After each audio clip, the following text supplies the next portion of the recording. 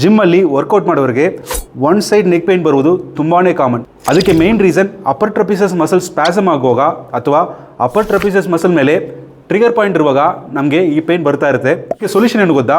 ಈ ಅಪ್ಪರ್ ಟ್ರಪಿಸಸ್ ಮಸಲ್ನ ನಾವು ಸ್ಟ್ರೆಚ್ ಮಾಡಿ ಸರೌಂಡಿಂಗ್ ಮಸಲ್ನ ನಾವು ಸ್ಟ್ರೆಂಥನಿಂಗ್ ಮಾಡಿದ್ರೆ ಈ ಪ್ರಾಬ್ಲಮ್ನ ನಾವು ಸರಿ ಮಾಡ್ಬೋದು. ಆ ಎಕ್ಸಸೈಸ್ನ ಹೆಂಗೆ ಮಾಡೋದು ಅಂತ ಈ ವಿಡಿಯೋದಲ್ಲಿ ನಾನು ನಿಮಗೆ ಕ್ಲಿಯರಾಗಿ ಎಕ್ಸ್ಪ್ಲೇನ್ ಮಾಡ್ತೇನೆ. ಅದನ್ನು ಕರೆಕ್ಟಾಗಿ ಫಾಲೋ ಮಾಡಿ. First exercise upper trapezius muscle stretching. ಈ ಎಕ್ಸಸೈಸ್ನ ಮಾಡೋಕ್ಕೆ ಇದೇ ಥರ ತಲೆನ ತಿರುಗಿ ಇದೇ ಥರ ಸ್ಟ್ರೆಚ್ ಮಾಡ್ತಾ ಇರಬೇಕು. ಇದನ್ನು ಒಂದು 10 ಸೆಕೆಂಡ್ ಇಟ್ಕೊಳ್ಳಿ, ಒಂದು 3 ಟೈಮ್ಸ್ ರಿಪೀಟ್ ಮಾಡಿ. ಸೆಕೆಂಡ್ ಎಕ್ಸಸೈಸ್ ರೆಸಿಸ್ಟೆಂಟ್ ಬ್ಯಾಂಡ್ನ ತಗೊಂಡು ಇದೇ ಥರ ಸ್ಕ್ಯಾಪ್ಲಾ ಸ್ಟೆಬಿಲಿಟಿ ಎಕ್ಸಸೈಸ್ನ ರಿಪೀಟ್ ಮಾಡಿ. ಈ ಎಕ್ಸಸೈಸ್ನ ಒಂದು 10 ರೆಪಿಟೇಷನ್ ಮಾಡಿ ಒಂದು 3 ಸೆಟ್ಸ್ ಬರೀ ಮಾಡ್ಬೋದು. Third exercise single arm cable rowing exercise.